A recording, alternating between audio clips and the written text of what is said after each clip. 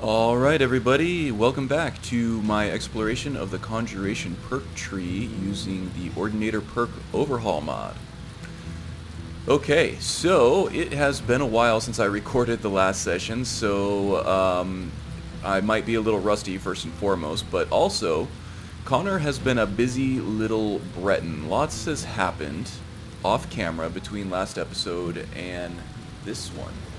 Namely, I was able to level up two-handed and block all the way up to 100 and beyond. I wanted the two-handed skill tree, or the two-handed skill, to match that of the one-handed skill, which is now all the way up to 143 for both.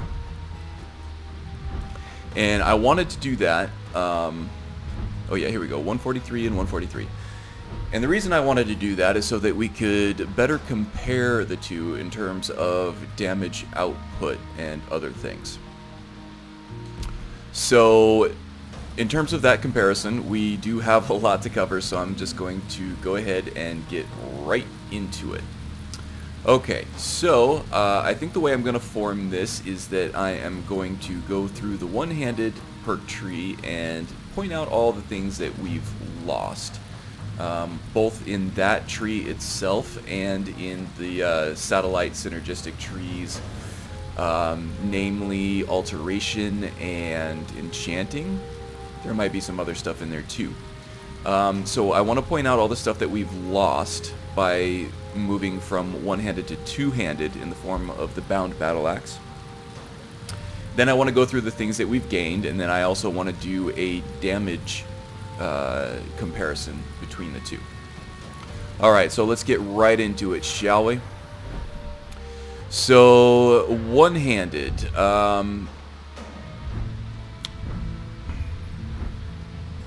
You know, I'm not really sure how useful this all is, because like things like Mastery and Furious Strength, those have equivalences in the two-handed skill tree as well. So I'm going to just go ahead and skip those. We can go through this though.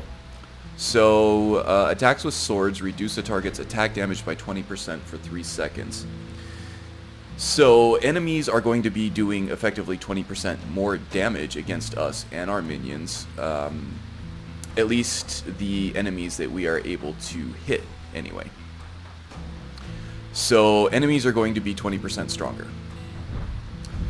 Unblocked regular attacks with a sword increase the damage of your power attacks against the target by 50% for 4 seconds. So our power attacks are going to be a little weaker relatively with the bound battle axe,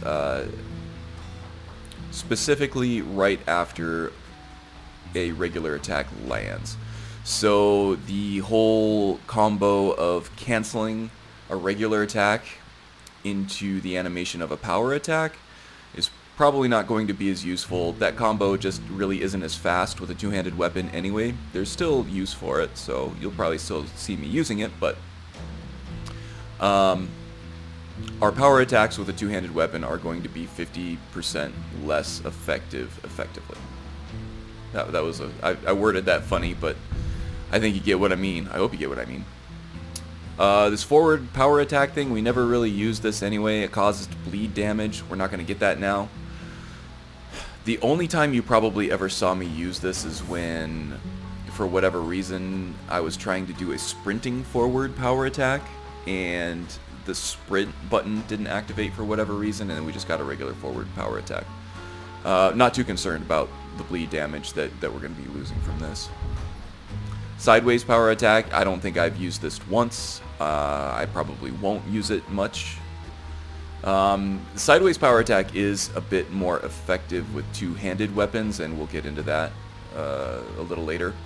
But for now, we never really used this, so not really missing much. Repeated standing power attacks with a sword against a target do escalating damage if no more than 3 seconds pass between each. This effect stacks up to 3 times, doing 15% more damage. Reaching 4 stacks knocks the target off their feet. So we are going to miss this. We did tend to do repeated power attacks just because of the spell scribe ability. And the spells that we had hooked up to that, whenever we did a power attack, it would activate that triggered spell, or it would trigger that hooked spell. So we're going to be losing 15% damage per power attack. This is kind of an apples to oranges comparison, just because power attacks in the two-handed perk tree, or power attacks with a two-handed weapon in general, they cost more stamina and they're much slower than a one-handed weapon. So we're not going to be using those quite as much. So I don't know how much we're going to be missing this, just because our power attacks with two-handed weapons just aren't going to be as frequent.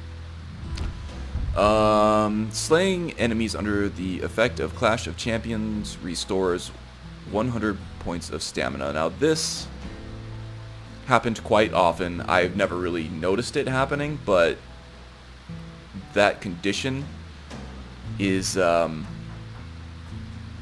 at least it has been met many times, and we probably never noticed it because we're not staring at the stamina bar, but we're going to miss that 100 points of stamina every time an enemy that we have hit is killed. Whenever you defeat at least 4 humanoids and animals in a single battle, you gain a permanent 1% bonus to one-handed damage. This effect stacks up to 20%. Now, this doesn't say you have to kill these creatures or animals with a one-handed weapon, just that the one-handed damage will increase by 1% every time you do it.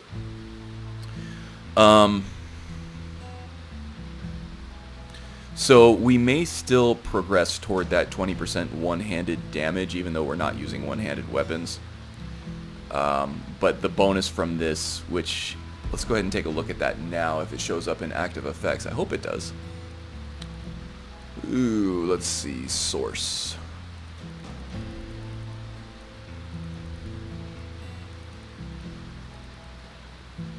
Wandering Warrior. One-handed weapons deal 2% more damage. That's frankly incredible that I've only killed 4 or more NPCs at a time, 2 different times.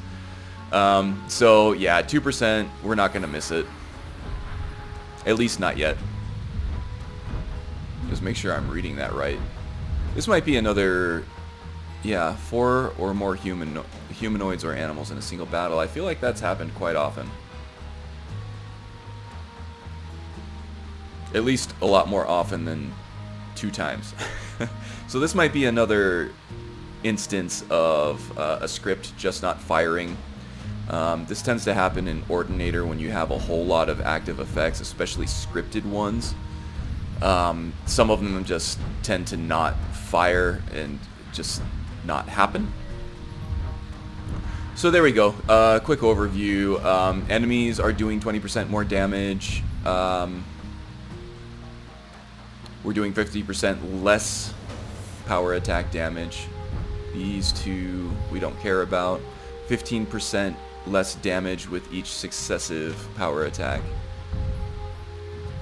The stamina regeneration and the extra 2% there, we're not really worried about. Okay, so let's compare that to what we are actually gaining through the use of the two-handed tree. Now, right away, I'm seeing that there is a lot more perks. There's like a whole second branch that we're taking on this one that we weren't taking in the one-handed skill tree. And it looks like they added a branch for power attacking to sort of replace the branch for dual wielding in the one-handed skill tree. That's what I'm seeing anyway. I could be wrong.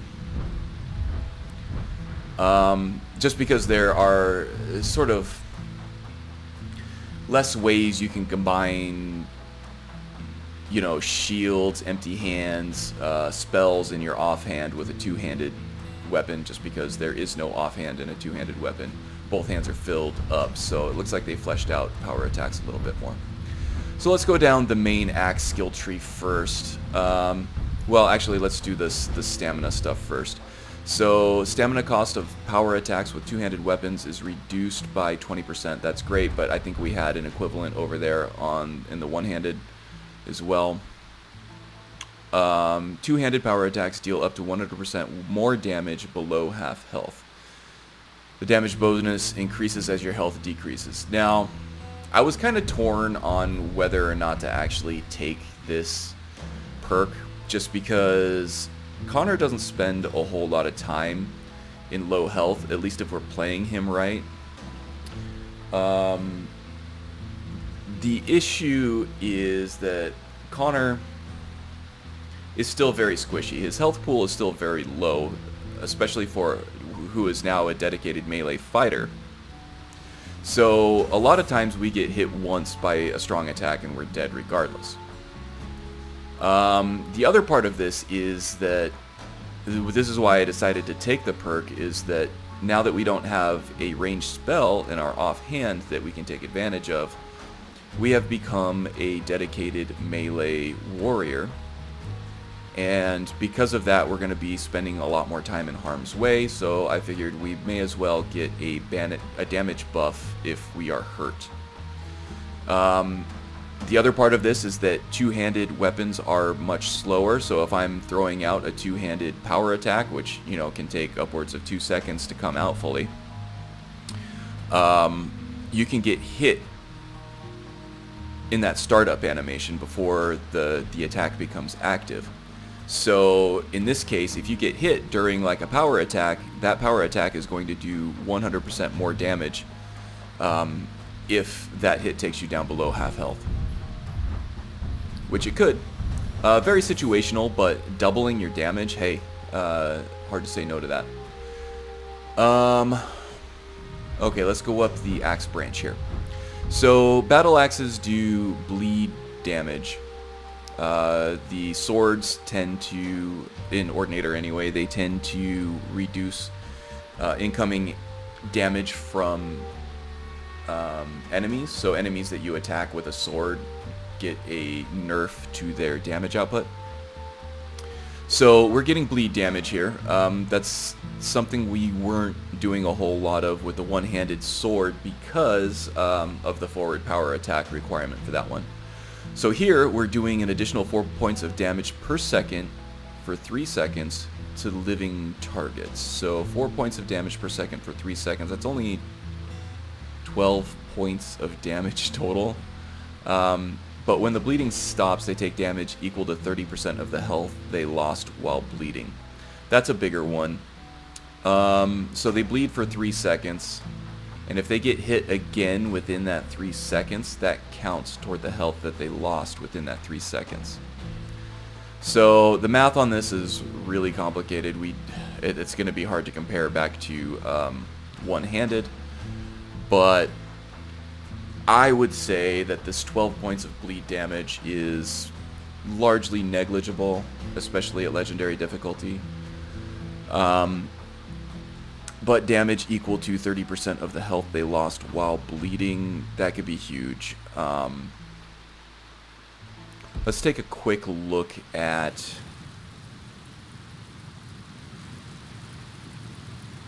damage for the bound battle axe right now.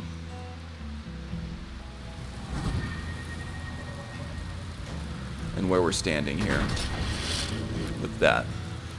Let's see. I also want to put on my enchanted gear for that so we get the full damage boost from our equipment.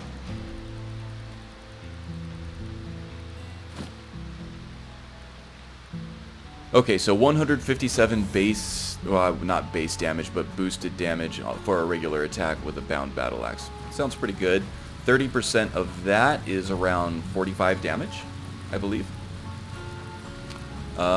Maybe closer to 49 damage. Am I doing the... No, I'm not. 16 times 3. Yeah, that sounds about right. So an extra 45 to 50 damage on top of the 12 that we're already getting. That That perk adds another 70 to 72 damage. That's not bad. It's worth it, I suppose. Alright, moving on. Power attacks with a battle axe ignore 50% armor. The math on that is also complicated. When you are capped out on your armor, you ignore 80% of incoming melee damage, or physical damage anyway.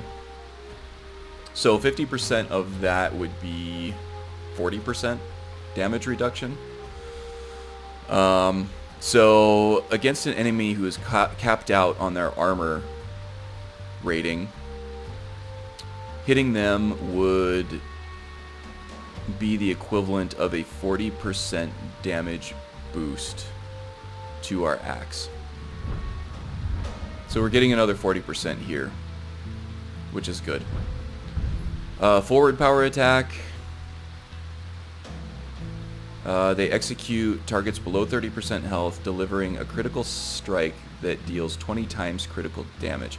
So this is really useful against large enemies with super large health pools. Once you get them down to a certain percentage of health, you can back off, let your minions take aggro, and then try to land a forward power attack to finish him off, which is useful. Very situational though, so I'm not going to count this toward a comparison with the one-handed skill tree. Okay, and here's the sideways power attack. It deals 20% more damage for each enemy within 8 feet. So if you're surrounded by 3 enemies, that's going to do 60% more damage, and it's going to hit everybody within sort of the swing arc of the battle axe. So that's useful. Also very situational. It's also another hard one to do the math on to compare with one-handed. So I mean, it's a very fluid number as far as the boost that you're getting on this based on how many enemies are in front of you. But if I decide to do a sideways power attack, which I rarely ever do, you're going to get at least 20% damage boost from it. Bisect, standing power attack. Now this is what we're going to use most of all because it's the quickest power attack available to us in the two-handed perk tree, or in two-handed combat in general. Which means we can get the spell scribe to trigger faster. So standing power attacks with a battle axe deal bonus damage equal to 15% of a target's current health. Another really hard one to do the math on so that we can compare with one-handed. So we're getting a... Oh, and it's completely dependent on your enemy's health pool. So let's say the enemy's health pool is 300. We're going to get 15% of that, so we're going to get another 45 damage against him. That's only at full health, though.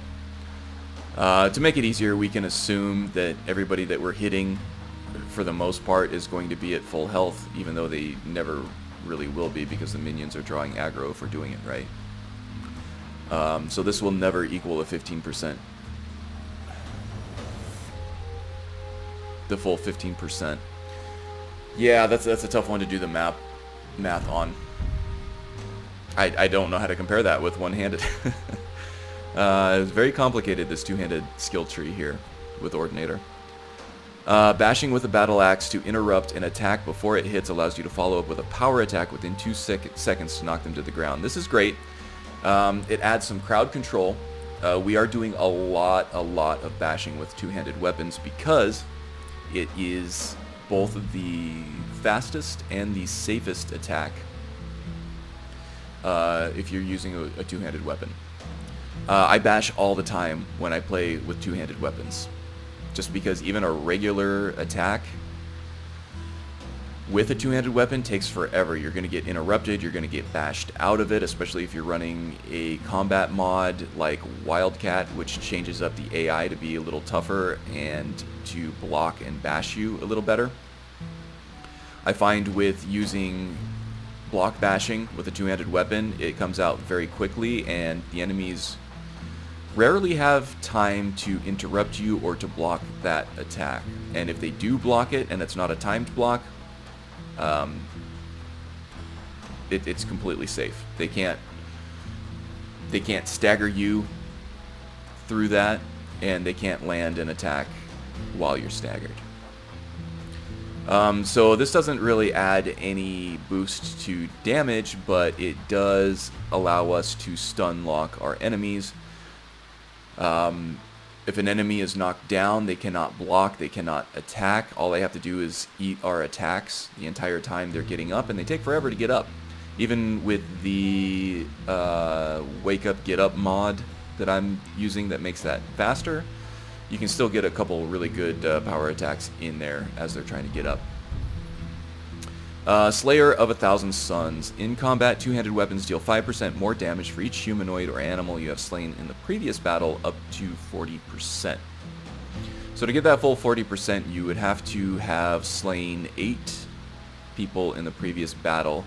And it seems like this enemy count is not working properly at the moment because of our Wandering Warrior only being up to 2%. So I'm not counting on that damage boost at all, but if we're counting the 20% damage boost from one-handed eventually, I think we have to count this 40% here. Now let's take a look at this power attack branch over here. Power attack damage with two-handed weapons is increased by 15% plus 0.1% per point of stamina, and this unlocks decapitation. So how does this compare to the decapitation perk over here? Pretty much the same thing, right? Increased power attacks by 15% plus 0.1% per level of stamina. Yeah, pretty much exactly the same, so we can take that out of the comparison completely. Ramming speed. Two-handed sprinting power attack that deals up to 50% more damage and critical damage to a target above half health. The higher its remaining health percentage, the more damage and critical damage is dealt. Now, I have been finding that I am using sprinting power attacks more to open a battle with the Bound Battle Axe, just because we don't really have a good way to keep our distance and open fighting there. So what I've been doing a lot is using the distorted shape from the alteration skill tree, which still works. We're not wearing armor yet, so every time that we gain an armor spell in combat or enter combat with an armor spell active, we are intangible for 10 seconds. I use that to land this huge heavy sprinting power attack, which does an enormous amount of damage right off the bat, and then immediately you can cancel the recovery of that power attack animation into a dodge roll. So I'll dodge roll a couple of times to make a little distance between me and my enemy, just because Connor is still very fragile, especially at this high of a level and this high of a difficulty level. So he needs to land that big shot and get out of there and let the minions do their work before he re-engages. So that's how I've been playing that. So that 50% more damage than the critical damage is awesome. Massacre. In combat, swinging a two-handed weapon has a 10% chance to increase attack speed by 175% for 3 seconds. This is really nice.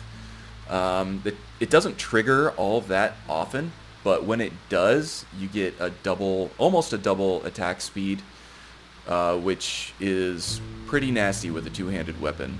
He starts swinging like a madman, and it really ups his DPS. In fact, it increases his DPS by 175% just because of the increase to attack speed.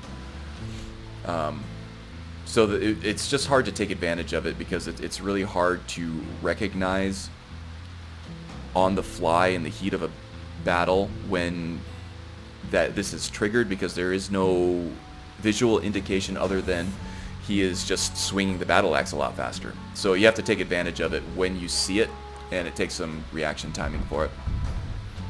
This is also important. So you take half damage from enemy attacks while power attacking with a two-handed weapon. So, Distorted Shape lasts for 10 seconds or until you perform an offensive action, such as a power attack. So as soon as you perform that power attack, you are vulnerable. So we can't count on that after we land our first hit. Now, as this is now a dedicated melee build, and we want to land as many power attacks as possible to take advantage of the Spell Scribe ability, this makes a lot of sense. This is a great defensive perk that halves damage that we incur while we're trying to swing out a power attack. So that helps. This might actually help make up for the Clash of Champions. So this is only 20%, but we don't have to be in the midst of a power attack to take advantage of it. This one is 50%, which is much bigger, but we have to be in the middle of a power attack for it to actually happen. So that's great. That's almost better than the one-handed perk, in my opinion. So enter the arena. Massacre, which is what boosts our weapon speed, or attack speed, when we land a successful hit. It always activates when you take your first two-handed swing in combat, and it has a 30-second cooldown. So every 30 seconds, when you land your first attack with a two-handed weapon, you're going to get a boost of 175% attack speed, which effectively is a boost of 175% in DPS, or damage per second. This isn't as great as it appears at first, just because the play style, we don't have the health pool to get in there and start swinging all the time. So as I said before, I've been using the Distorted Shape intangibility to do a sprinting two-handed power attack to open battle, and then cancel that with a dodge roll, and then another one to get out of the way and let our minions re-engage. Now, by that time, that 3 seconds is probably far gone. It's been over for probably a few seconds. So if we're using that tactic, this does not work as well. If we are not going in aggressively and we are letting our minions spearhead each fight, we can get in there and really take advantage of this. So that might... at that point, we are sacrificing the 50% damage boost to the two-handed sprinting attack and all that critical damage for 175% DPS boost for 3 seconds. So that's not really a great trade-off, in my opinion. They kind of working against each other. Voice of Rage and Ruin. In combat, swinging a two-handed weapon has a 4% chance to activate your currently equipped power. This is pretty awesome. This is almost like a watered down... I hesitate to say watered down because it's just a little bit different than the Spell Scribe ability, but it's a great companion piece nonetheless. I want to say watered down just because the choice of power that actually has an effect on combat is usually much more limited than your choice of spells. So, and this doesn't have to be triggered by a power attack. This can be triggered whenever. I hooked this up to the Apotheosis, or was it the Apotheos? I think it was Apotheosis in the Restoration skill tree. I think it's the 100 level perk. Apotheosis. I hooked that up to this, and it casts Warrior's Flame on everybody nearby for 20 seconds. It does cost 250 magicka, but we usually have a pretty full magicka pool, especially now that we are only swinging a two-handed weapon and we're not really casting anything. manually. So that helps sort of heal us in combat when that activates. It also hurts enemies. I haven't been able to find any evidence that the Warrior's Flame actually affects our minions at all, our summoned minions. But it does affect us, and it does affect pretty much all our enemies. So that helps for a little bit of a damage boost, even though, again, that's really hard to calculate. Especially since it's such a low percentage chance to actually activate, 4%. So it's only going to trigger likely only 4 times out of 100 swings. And with two-handed power attacks doing so much damage, we're not getting a whole lot of swings in. Okay, so I had planned on doing a side-by-side comparison of damage buffs and boosts between one-handed and two-handed, but the two-handed calculations are really complex here, and it's going to be really hard to compare them side by side.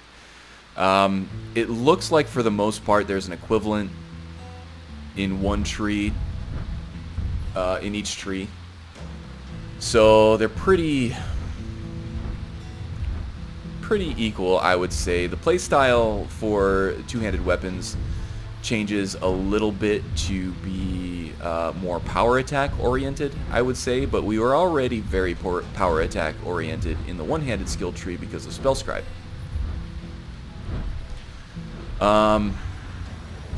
We didn't talk about block either. So one of the big things that you gain by going from a one-handed spell sword style to just a two-handed melee style is that you get access to block. And block is really important because it's both going to help our defense because we are so squishy. If we can time a block, we have a very good chance of surviving that attack, whereas before we did not. We died so many times with the spell sword style in one hit from like an arrow or just a regular melee attack or power attacks or even non-power attacks. It would just kill us in one hit depending on the enchantment. So this actually gives us a fighting chance. Quick reflexes. This just helps us to deal with power attacks as they're coming in, which is great. The other big thing that we get by being able to block is that now we're able to bash.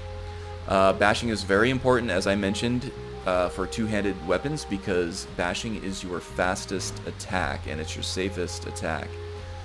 It's a lot better to strategically bash your opponent than it is just to mash that attack button and hope for the best. It adds a little bit of finesse to two-handed gameplay, which many Skyrim players has complained that it's just kind of brain dead, you just mash the button. That's not true. It's as entertaining and complex and nuanced as you want to make it. And blocking, timed blocking and bashing is a big part of that. Power bashing is also, I think it's a lot quicker. Even the power bashing is quicker than a regular two-handed attack, non-power attack. Okay, this one does 3% more damage per point of stamina, which is huge. So if we have 200, we'll say 250 stamina as opposed to the 267 that we actually have, just to make the math easier. So 3% of 250 is 7.5. So we do an extra 7.5 damage per block bash. It's not great. If you have a huge stamina pool, obviously that works better. If you're going to dedicate yourself to a two-handed build in this manner, I would suggest that you put a lot more points into stamina just because of this. Mocking Blow. Power bashing with a weapon infuriates targets for 30 seconds. They won't flee from combat, but can't regenerate stamina and lose 15 points of stamina per second if you take no damage from their attacks during a timed block. So this is great. It goes a long way toward weakening an enemy, especially because we're going to be landing this block bash quite a bit with this playstyle. Our enemies that we hit with it are going to be very low in stamina, which is a really big deal with Wildcat. Low stamina is a bad status to be in using the Wildcat combat overhaul, even for enemies. So this is pretty great. And that was about it that really has an impact on this playstyle. Timed blocking I'm using more for defense and stun locking than I am for retaliatory boosts. Because our minions are so powerful, we don't have a lot of opportunity to use that damage boost after we get a timed block. The damage boosts that we have already through the weapon perk trees are good enough. And since we're not holding down the block button, I don't really care how fast I move while blocking. This one would be interesting though. During a timed block, allies within 10 feet gain 250 points of armor rating. I don't know how long that lasts. It only says during a timed block. The timed block itself is 1 second long. So, yeah, it would be nice to have sort of a time, an effective time on this. How long does this last? But I don't know. If it really is only for the time that you're performing the time block, then it's not really worth a perk point in my opinion. The other thing that would be worth taking here is this apocalypse proof. If you perform a time block on incoming elemental spell damage, it reduces their damage to 50% at rank 1 of this perk and then 100% afterwards. So it gives you a very nice defensive option against spellcasters, but we already have enchanted a necklace to deal with that, so we don't have to worry about it. So that about does it for the block skill tree there. Now let's go ahead and take a look at, let's see, alteration and enchanting to see what we're missing out on there. So, Spellblade. Whenever you cast a spell with one hand, you deal 20% more attack damage for 4 seconds. So we're losing out on that 20% attack damage there. Whenever you cast a spell with one hand, reduces the armor of nearby enemies for 10 feet. Within 10 feet for 150 points for 4 seconds. So this effectively gives our enemies 150 points more armor. And whenever you attack with a weapon, reduces magic resistance of nearby enemies within 10 feet. We can still take advantage of this because we are still using a lightning cloak spell. And we hook that up to Okado's recital. So we still are doing magic damage to our enemies within range. So we can still take advantage of this. But our enemies are going to have more armor. They are, and we're going to be doing 20% less attack damage overall.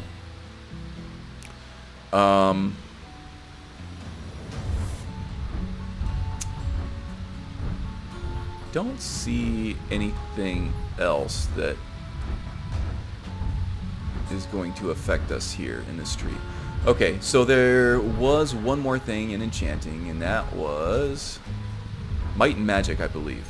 So spells cast with your left hand are 10% more effective if you're wielding a weapon in your right hand, and attacks with a weapon in your right hand are 10% more damage if you're holding a spell in your left hand. So also we are losing 10% weapon damage at this point.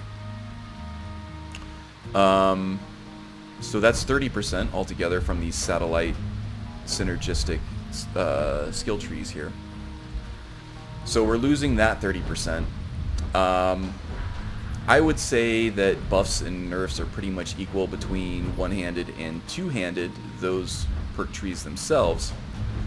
But we are going to miss that 30% damage buff there. And the armor reduction on our enemies. Okay, so that about does it there.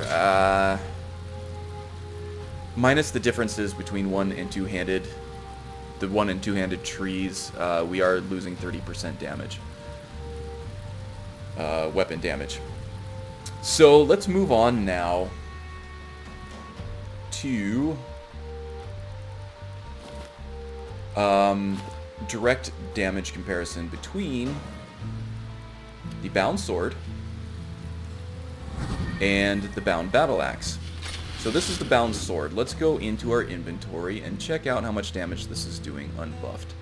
56 damage at, you know, whatever, level 134 or 143. Anyway, it's the same for each one. So 56 base damage for the bound sword. And for the bound battle axe, we get 78. So that's 78 against, what was that, 53?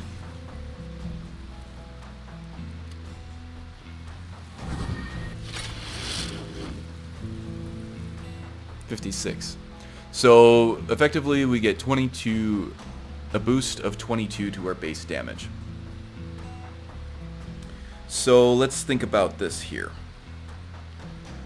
We are missing out on 30% damage boost off of 56. So that would be an extra 15 to 20 damage that we're missing by going to two-handed. And the two-handed, the boost to damage for a two-handed weapon itself is only 22. So going to two-handed really is not much. It doesn't provide much in the way of a damage boost at all. Although once we do put on our enchanted gear for each. Alright, that boosted the bound sword up to 107. And then for the bound battle axe,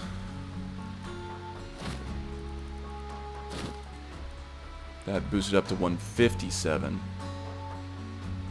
So was that 107 to 50 to 157? So that was another 50. Alright, let's try this again. 157 for the battle axe.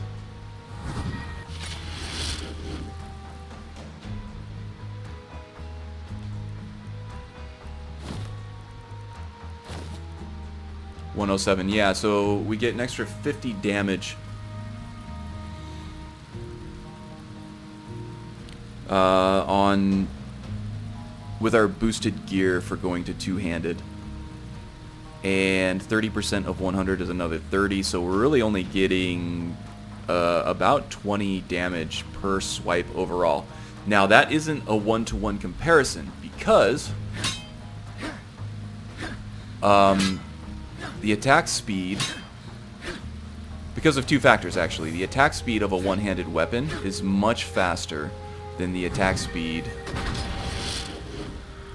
of a two-handed weapon. See how much slower that goes? That effectively reduces DPS. So if even a if the one-handed weapon is even 10% faster than the two-handed weapon, then all of a sudden it's doing more damage per second than the two-handed weapon. Which is crazy. Now with the two-handed weapon, you're still getting the spell scribe perks and everything. But to me, it just doesn't make any sense. You do get boosted attack speed every once in a while that you can take advantage of for 3 seconds at a time, every 30 seconds. But that just, I don't know. That doesn't make up for it for me. I mean, to me, the trade-off isn't there. Two-handed weapons are great. They're a lot of fun. Playing a two-handed barbarian is one of my favorite ways to play this game. Especially with Wildcat and Ordinator and the timed block perks. There is room for a lot of finesse. And I love the dichotomy between finesse style gameplay and just like a brutal axe-wielding barbarian. It's a lot of fun. But in this context, we lose so much by going from one-handed to two-handed, and we gain so little. We gain such a minuscule amount of damage that it's really not even worth it. Now, you might have a character concept that you really want to play that involves two-handed weapons, and that's fine. That's great. You can make it work. You're not going to have... It's going to be super strong, as we're going to see in maybe the next episode at this point. It's still viable, completely viable at legendary difficulty, but you lose a lot of flexibility. You lose a lot from your repertoire of attacks. You have a lot less tools to play with at that point. But anyway, it's all very subjective to what you like to do. Play the game how you like. That's what this game was designed for. But objectively, on paper, I feel like one-handed is much stronger, at least in the context of this conjurer / spell sword playstyle. Yeah, okay, so I think... Is that it? Is that everything that I wanted to talk about? I feel like I've been recording now for a long time and just rambling on and on. I might have to cut the episode here. I did want to record some actual gameplay with this, but I think it's going to have to wait for the next episode. Sorry, I know now that 3 of the last 4 episodes has just been me talking about effects and perks and things like that, and very little gameplay, but I think it's important. This is what this series was all about, after all. So yeah, I think going forward, we're going to probably take on a Forsworn camp with our Bound Battle Axe and just kind of show off this playstyle a little bit. It is very effective. It's very fun. I wouldn't blame you at all if you want to try it, but just know that one-handed is probably stronger. You're going to have more options going with the Bound Sword than you are the Bound Battle Axe. And I think that's it. So thanks for bearing with me through another boring talky episode. But this is good. It helps me explore everything in this tree, and it will help flesh out the guide episode that I still have planned once we're done with this. But yeah, going forward, next episode is going to be a gameplay showcase using this playstyle. And then I'm going to switch to the Bound Bow, and I'll have another episode much like this, talking about what you gain and what you lose. I think that'll be a much quicker episode, just because it's not as close of a comparison between 2 melee play styles. It's a completely different archetype, in my opinion. So it's going to be less of a comparison and more of, hey, this is what you can do with archery. And then after that, I think we want to take on the Boethia questline, see what she gives us in terms of the Winter Sun Faiths mod, and see what taking on heavy armor will do to this build. I think it will... It's going to be another batch of interesting trade-offs between the two. That's going to be really hard to analyze. So I'm not looking forward to that aspect of it, but, you know, it'll be fun to change it up again a little bit. Okay, so that's the plan going forward. Lots of hack and slash next time, I promise. And until next time, take care. Bye.